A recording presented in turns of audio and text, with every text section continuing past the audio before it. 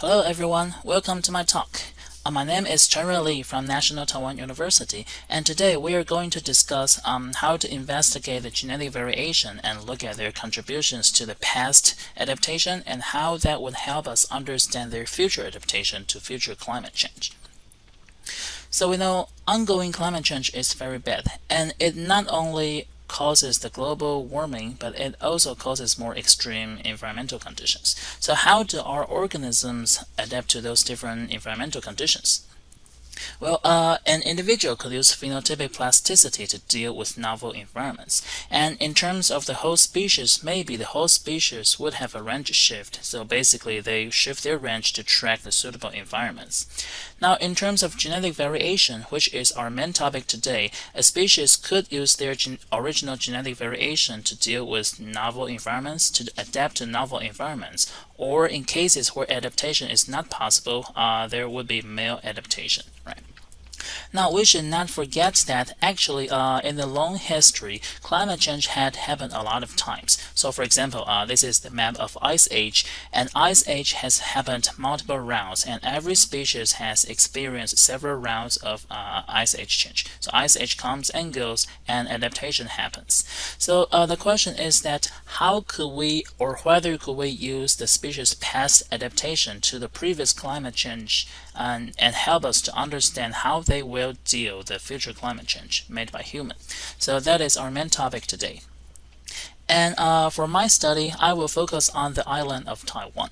So the island of Taiwan, so this is Taiwan, and it is just outside of the East Asian continent. So this is China, and that's Taiwan. And the area of Taiwan is about 36,000 square kilometers, and is about a third of Ohio, right? And the elevation ranges from 0 to almost 4,000 meters, so such high elevational gradient in such a small island. So you can see in Taiwan, we have a lot of mountain region, and this is the central mountain range, and the main range here is mostly above 2,500 meters, I think, right? Okay, now the geography of Taiwan in the whole Asia is very interesting. So because Taiwan is relatively close to the continent, and this continental shelf was actually land during the Ice Age, so species could move around freely. And that means that if you look at the low or mid-elevation species, we actually share a lot of species with the continent. And also, if you look at high elevations, we actually also share several species with the more temperate or even colder regions of the continent, such as in Japan, Korea, or even Siberia and the Himalayas. And also, the southern tip of Taiwan is relatively close to the Philippines, so some species might drift around and through the sea and reaching southern Taiwan, making the southern Taiwan's fauna or flora a bit closer to the Philippine fauna or flora. So that's about the geography.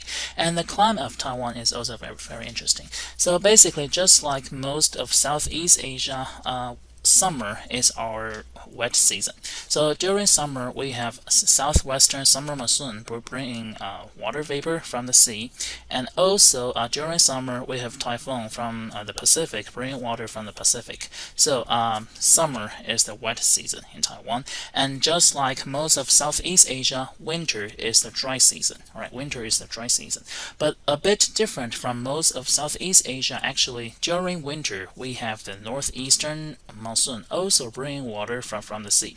So basically, the northern tip of Taiwan, the northern Taiwan is actually a bit wetter in winter, and which is very different from most of southern Taiwan and from most of Southeast Asia. So this will be an important point in our discussion today. Alright, so that's location. And our species today is the wild banana Musa itinerans, and we want to study its adaptation within Taiwan. So it is a close relative to the two banana species that we are eating. So we're eating Musa acuminata and Musa babesioana, and we eat the triplet version of both of them, so we do not see seeds within the fruit. But Musa itinerans is a totally diploid and sexually reproducing species, so you could see a lot of seeds if you cut the fruit open. Now, it is distributed mainly throughout the Southeast Asian continent and also Taiwan. So since the age of the Taiwan island is relatively young relative to the whole continent, so we could safely assume that the population in Taiwan are recent migrants from the continent, and which we will have evidences to prove this point later. All right. So focusing on this system, we actually can get very interesting contrast. So for example, we know that Taiwan is the periphery, right? So that in this species, we actually have their old territories, the old environment, the ancestral environment, versus the new territory, right? So we could make contrast between that.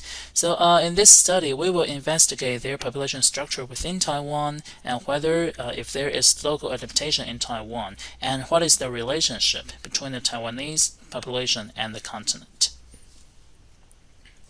Now, about our sampling scheme. So many years ago, I traveled around Taiwan, and we picked 24 important populations, and these 24 populations, they actually represents two different types of transects. So the first type of transect is represented by these black dots, right? So they are the latitudinal transect along the eastern coast and the western part of Taiwan. So remember that since the central mountain range is pretty high, our species do not distribute there. So we basically cover the possible distribution range in the eastern coast and the western part of Taiwan.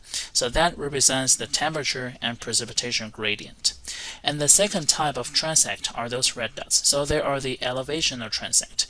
And in northern and central Taiwan, I pick two transects which cover all the possible elevational distribution of this species. So in the north, it is distributed from 300 to 900 meter, and in central Taiwan, since it is a bit warmer, it can distribute from 400 to 1,500 meters. And in each population, we collected samples from 10 to 15 individuals. But before going into sequencing, we first want to build a niche model in Taiwan.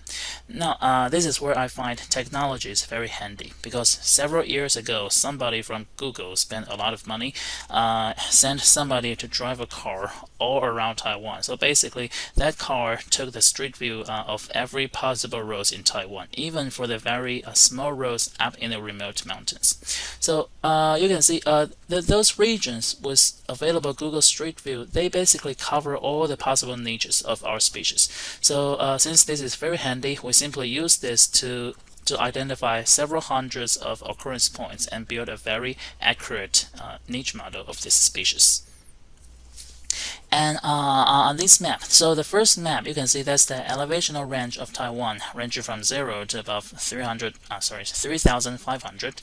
And the central mountain range is pretty high, and it's almost impossible for the species to cross across the central mountain range. And then the second figure is the suitability that we built. So you can see again, that's the low elevation species.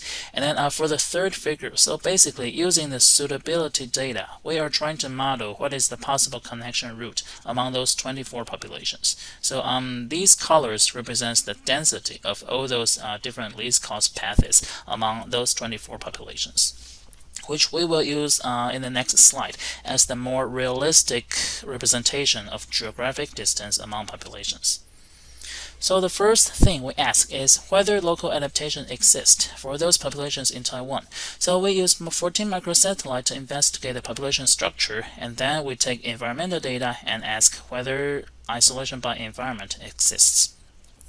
Now, we did 4 independent models, and in all models, we are trying to use different geography or environmental predictors to ask whether they predict genetic distance. So the first model, So basically, the first model shows that the straight line geographic distance does not predict genetic distance at all. The p-value is here, right? So because the straight line geographic distance is just not realistic.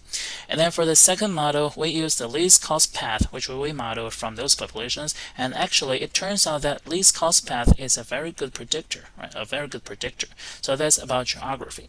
Now, turning into environment, we also show that environmental distance is a pretty good predictor of genetic distance, or p-value here.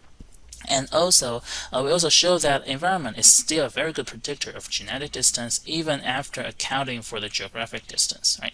So basically, we show that isolation by environment exists even after accounting for isolation by distance. So yes, the result seems to suggest that local adaptation exists.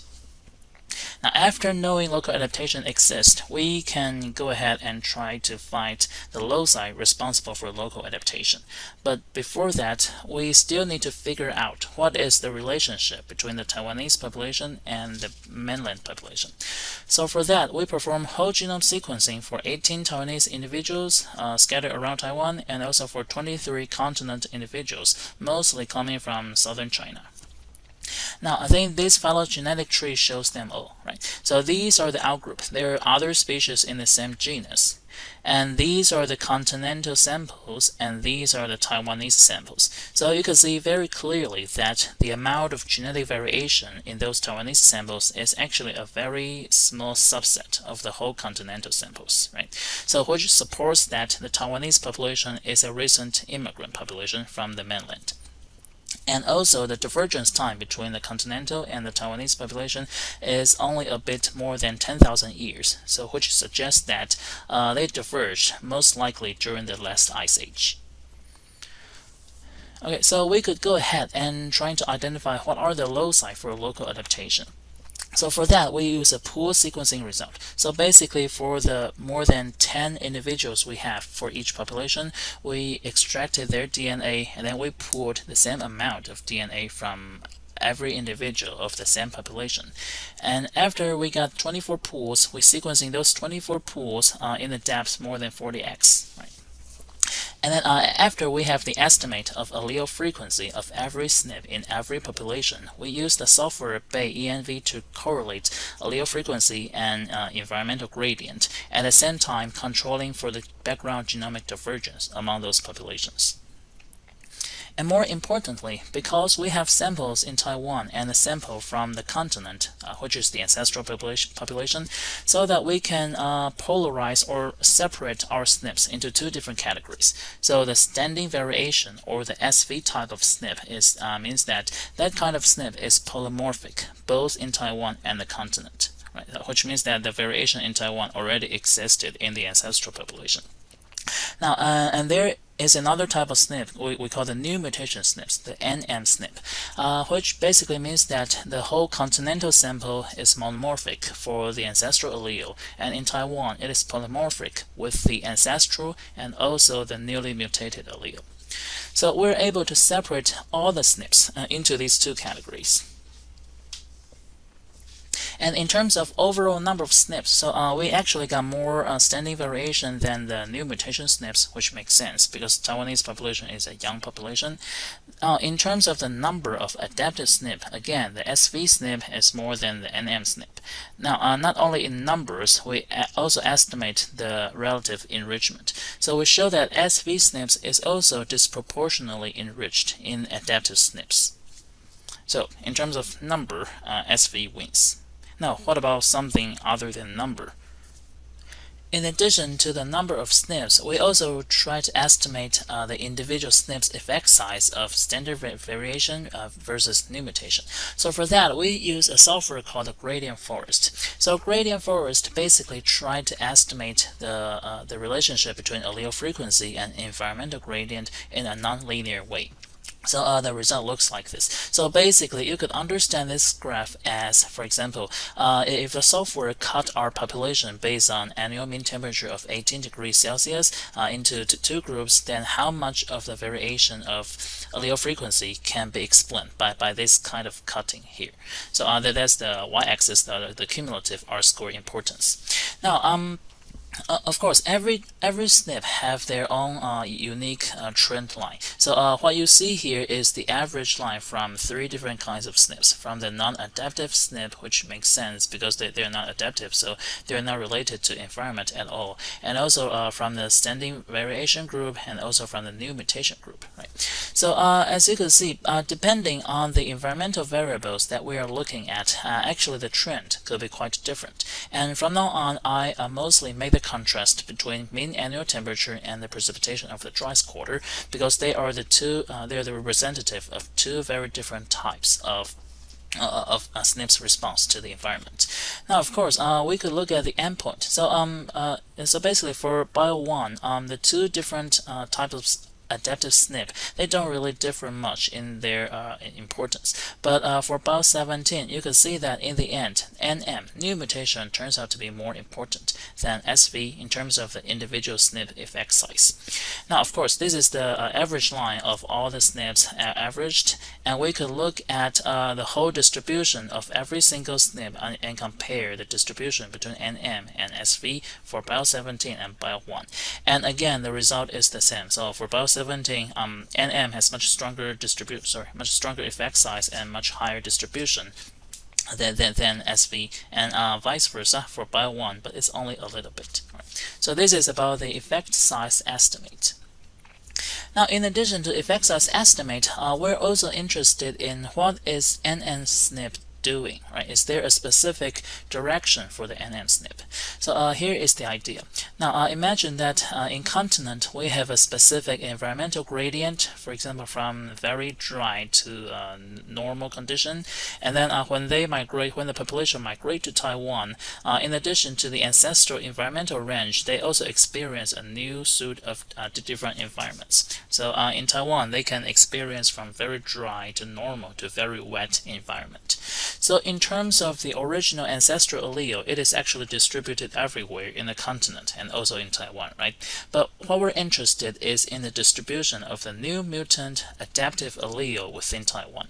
So based on the assumption that mutation itself doesn't have a specific direction, so we might expect that a new mutant allele might actually help the Taiwanese population to be more adaptive to the old dry environment, or a new mutation could help the Taiwanese population to adapt to the new, more wet environment. So the null expectation is that the mutant allele's frequency could be enriched in both ends of the spectrum, so we don't see enrichment. Now, what we do is that we simply cut the Taiwanese 24 populations into two groups. One group are the group living in the ancestral environment in Taiwan, and one group are the populations that live in the new environment, and we compare their allele frequency distribution. So you can see here, green is Taiwanese population in the ancestral environment range, and red is in the novel environment range. And you can see that no matter what bioclimatic variables we're looking at, the new mutant allele frequency is actually enriched in the novel environment. Well, it's less so for Bio 1, but much more so in Bio 17. So what does this tell us? I think this is telling us that despite mutation itself doesn't have a specific direction, natural selection actually favors to retain or even increase the frequency of the new mutant in the new environment. Why is that? Because maybe for adaptation to the old environment, standing variation is good enough, and that's why when new mutations are responsible for adaptation to the new environment, it is actually much more favored by natural selection. Alright, so let's put everything together. So in the two previous pages, I only showed Bio 1 and Bio 17, but right now let's look at all the environmental variables together, and we could actually see some patterns. So you can notice that for temperature-related factors, no matter it's annual temperature or isothermality or temperature annual range, these two types of SNP, they have similar individual effect, well, except diurnal range. And then the trend is also similar for the annual overall temperature, precipitation, and also for the precipitation of the wettest quarter, basically summer precipitation. Now, but actually the trend is very different, where the NM is more important than the SV for precipitation seasonality for the winter precipitation, basically. So that's the precipitation of driest quarter and precipitation of the coldest quarter. Now let me label these for you. So these four important factors, in these four factors, our NM has much stronger effect than the SV, right? And if you look at the allele frequency distribution of the new mutant allele, you can notice that, well, it just happens that it's also in these four environmental factors, you could see a strong enrichment of those new mutant alleles in the in the populations in the new environment versus for the populations staying in the old environment, right? So such an interesting consequence, and why is that? We will explain later. Right, so again, large and very different allele frequency difference where the new mutant allele is preferentially and the allele frequency is enriched in populations staying in the novel environment. Alright, so quick summary here. So we compare these two different kinds of SNP, right? Adaptive SNP. So in terms of adaptive numbers, we got much more enriched standing variation. Now in terms of influence per SNP for temperature or the overall or summer precipitation, they don't really differ. But in terms of the winter precipitation, and basically this the dry season precipitation, new mutation has much stronger effect. And it just turns out that it's exactly in the same kind of environmental variables that the new mutant allele are also much more strongly associated with populations in the new environment. Right? Why is that? So to explain why that is, we first look at the difference between the Taiwanese and the continental population. So every dot is an individual, and this is their distribution in PCA from the bioclimes. You can see that the PC2 don't really separate the two groups, right? Don't really separate the red versus the blue dots. And PC2 is basically temperature related. Now PC1 separates the two groups, and you can see that for the continental population, basically the continents have higher diurnal range and higher precipitation seasonality, and for Taiwan, we have more precipitation in winter. Right? And these factors that I label in pink, they are just the same factors that we mark as important here. Right? So it just happens that, very interesting, these four are exactly the same factor that's contributing to the difference between Taiwan and the continent. And on this map, I simply plotted all the individuals, and I colored the individuals based on PC1. And you can see that for those PC1 outliers here, again, they're enriched in northeastern Taiwan in the location where we have winter monsoon bringing more water here, and that's very different from all the other locations of the species range. And here I simply showed the monthly temperature range between Taiwan and the continent, and also the monthly precipitation. And you can see that, again, in terms of temperature, we're similar, but in terms of precipitation, especially for precipitation in winter, some parts of Taiwan have much higher precipitation. And this pattern is also very easily visualized if you simply plot the biocline on the map.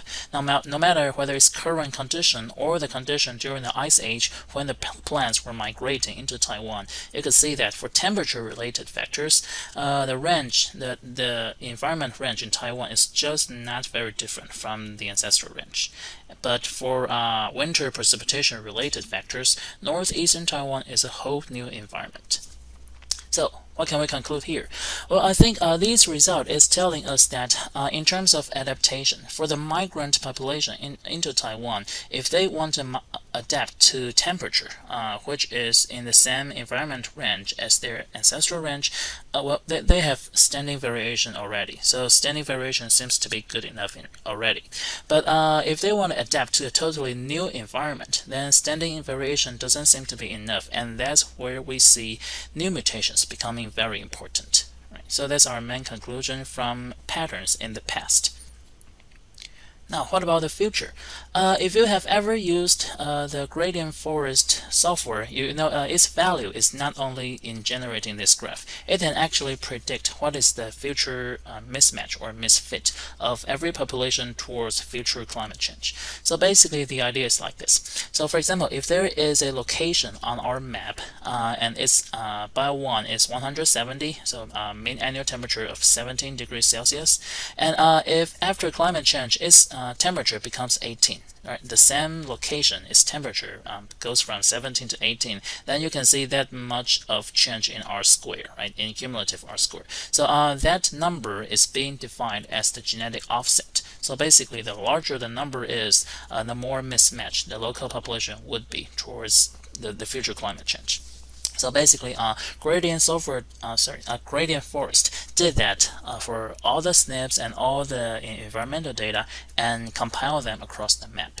Now, the different thing we do here is that, well, since we can separate the SNPs into SV and NM category, then why don't we just do them separately and look at what's interesting there? Now, as you can see there, for SV, this is the result from SV, and that's the result in NM. And let me go to the next page, which have exactly the same two figures. So if you stare at the pictures as long as I am, you will notice that, well, in general, the SV, the genetic offset caused by SV, they're generally a bit higher than NM. So if you average all the dots on the map, the SV, the offset caused by SV, is actually higher than the offset caused by NM. And in NM, you can see a lot of dark blue locations, which means the offset is very low. But if you focus on the highest point on the map, you can see NM most often have the more extreme genetic offset, but that pattern is not observed in SV. And we could simply compare these two maps by simply subtracting the values. So if we subtract the genetic offset from SV from that of NM, so basically we got this figure. And white, 0, means that the genetic offset caused by the two different types of SNP is the same. And red means NM it induces more genetic offset, and blue means SV induces more offset. Now, you can see again, we got more blue in average on the map, and we got some red, and we got more extreme in red. Well, why is this pattern interesting? Because, well, if you remember what I just mentioned, northeastern Taiwan is actually a very extreme, different environment from the ancestral range, right? So in northeastern Taiwan, we have new environment, and our new alleles are enriched there. So why is it that the more extreme NM misfit, why is it not there, but why is it somewhere around here? Now, the reason is that this is the transition zone in the important bioclimatic factors. So northeast of this transition zone, we have high winter precipitation and we have high novel allele frequency, but in the south, it's more of the ancestral range. So I think this basically means that, well, what's more vulnerable to future climate change for the newly mutant alleles? Well, it is not actually in the location where the new mutant alleles are enriched. It is actually in this transition zone, transition zone where allele frequencies changes a lot. Right? So that's our main finding here. Now, to summarize everything up. So our main goal is to compare these two different types of SNPs for the past and future. And what we find is that the pattern actually depends a lot on the specific environmental factors that we're looking at. So whether their new migrant range actually have the same environmental factors, or it have very different environmental extreme values compared to the ancestral range. So in terms of the number of adaptive SNP, or in terms of the enrichment, we got more SV than NM. And in terms of the effect on the old environmental gradient, they're more or less similar. But in terms of individual effect on the new environmental gradient, we see that NM is more important than SV, and also consistently for NM, the new alleles are also enriched in these novel environment, so which suggests the importance of those novel mutants in adaptation to those new environment. Now for future, we see that, well, for SV, consistent with their generally larger number, they actually also have generally larger genetic offset. But for NM in the future, they actually have more extreme values, and those extreme values concentrate in the transition zone, in the allele frequency transition zone. Right? So I think that's all of our study and all of our result. And thank you very much. Now, I want to thank you and thank all the species that I am working on and I have ever worked with, and thank my funding.